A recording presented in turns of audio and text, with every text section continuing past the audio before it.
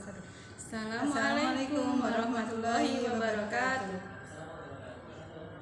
Bagaimana kabar kalian hari ini? Ustazah berharap kita semua, Ustazah dan kalian semua senantiasa dalam keadaan yang sehat walafiat dan tetap bersemangat walaupun sudah berbulan-bulan kita belajar dari rumah. Ya.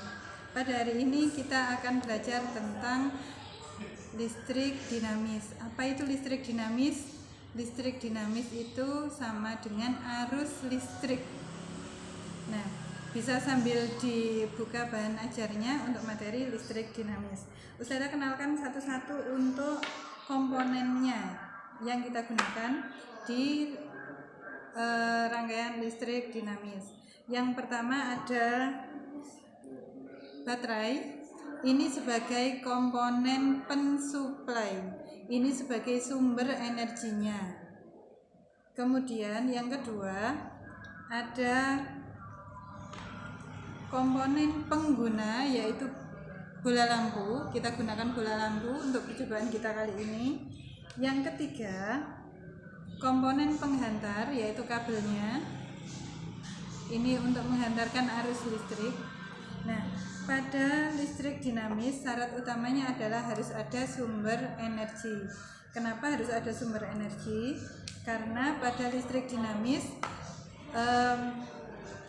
rangkaian listriknya berupa rangkaian listrik tertutup. Berbeda dengan listrik statis yang kita pelajari sebelumnya, tidak membutuhkan sumber energi. Kali ini kita harus menggunakan sumber energi.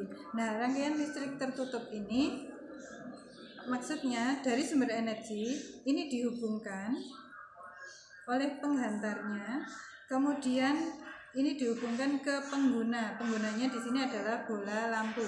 Seperti ini. Ini nanti rangkaian listrik tertutup. Dan macam-macamnya nanti ada 3 macam, yaitu rangkaian listrik seri, kemudian paralel, dan campuran. Seperti apa bentuknya dan apa masing-masing kekurangan dan kelebihannya kita akan pelajari bersama. Oke, baik. Yang pertama, saya akan menjelaskan tentang rangkaian seri. Oke, rangkaian seri. Coba kalian perhatikan di sini, rangkaian seri. Pada rangkaian ini juga tersusun atas sumber energi, kemudian pengguna energi di sini, dan juga ada penghantar. Di sini juga dilengkapi dengan saklar. Saklar fungsinya adalah untuk memutus dan mengalirkan arus. Kalau saklarnya kita on-kan, maka akan ada arus yang mengalir. Kemudian kalau kita off-kan, maka akan ada penghentian arus. Oke, sekarang Ustazah akan coba menyalakan. Nah, ini adalah hasil dari rangkaian seri. Coba kalian perhatikan di sini.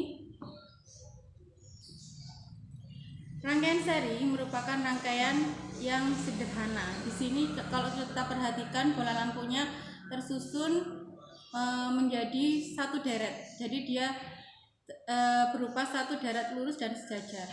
Ini rangkaian seri. Rangkaian seri memiliki kelebihan dan kekurangan. Salah satu kelebihannya adalah rangkaian seri karena tadi seperti yang sudah disampaikan, dia sederhana, tidak memerlukan banyak kabel, sehingga untuk membuat rangkaian ini juga tidak memerlukan biaya yang banyak. Tetapi rangkaian seri ini memiliki kekurangan, diantaranya adalah nyala yang dihasilkan pada lampunya, nyalanya akan lebih redup. Nanti kita bisa membandingkan pada saat kita percobaan rangkaian paralel. Kemudian jika ada satu bola lampu yang putus, maka akibatnya adalah lampu yang lain juga tidak akan bisa menyala. Ini biasanya kita amati pada lampu hias. Coba kalau misalnya kita menyalakan lampu hias, ada satu saja bola lampu yang rusak atau putus, maka lampu hias kita tidak bisa dipakai lagi karena tidak bisa menyala. Oke, selanjutnya rangkaian listrik paralel. Nah, yang kedua ini adalah rangkaian listrik paralel. Cirinya memiliki percabangan. Jadi ini sumber energinya sama, kita gunakan 3 baterai. Kemudian bola lampunya juga sama, kita gunakan 3. Ada 1 saklar. Nah, percabangannya ada di sini. 1, 2, 3. Ada 3 percabangannya. Kita bandingkan nyala lampunya kalau dibandingkan dengan rangkaian listrik seri. Nah, Ternyata pada rangkaian listrik paralel nyala lampunya lebih terang. Ini yang seri, kemudian ini yang paralel, lebih terang. Jadi salah satu keunggulan dari rangkaian listrik paralel adalah nyala lampu yang kita dapatkan lebih terang. Kemudian keuntungan yang kedua, apabila salah satu lampu padam, bisa saya contohkan, apabila salah satu lampu padam, maka dua lampu lainnya tidak ikut padam atau tetap menyala.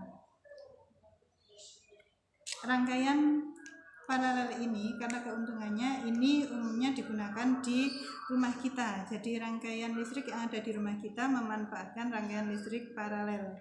Jadi bisa hemat energi. Kemudian apabila ada salah satu yang bola lampu yang putus, maka yang lain tidak ikut terganggu. Kekurangannya adalah rangkaiannya memang lebih rumit, kemudian membutuhkan kabel yang lebih panjang. Saja biaya pemasangannya besar, Sehingga biayanya lebih besar. Berikutnya yang ketiga. Yang ketiga adalah rangkaian listrik campuran. Rangkaian listrik campuran ini adalah perpaduan dari rangkaian listrik seri dan juga rangkaian listrik paralel. Yang atas ini adalah seri, di mana bola lampunya sejajar. Yang bawah adalah paralel, di mana ada percabangan di antara keduanya. Kelebihan dan kekurangan yang ada pada masing-masing rangkaian juga berlaku pada rangkaian campuran ini. Misalnya seperti ini. Coba kita nyalakan. Jika salah satu lampu pada rangkaian paralel kita matikan, mati semua.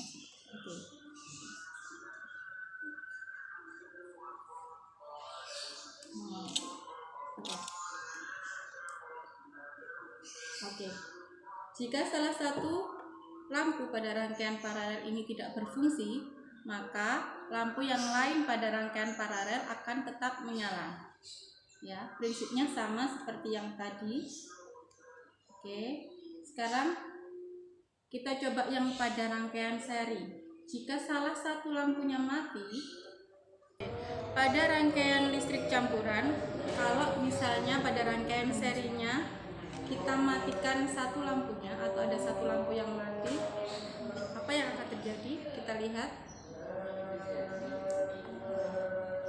Maka lampu yang lain dalam satu rangkaian juga akan mati. Jadi prinsipnya sama seperti tadi pada rangkaian seri maupun pada rangkaian paralel. Untuk kesimpulannya, di sini Ustazah akan menyimpulkan kelebihan dan kekurangan dari masing-masing rangkaian.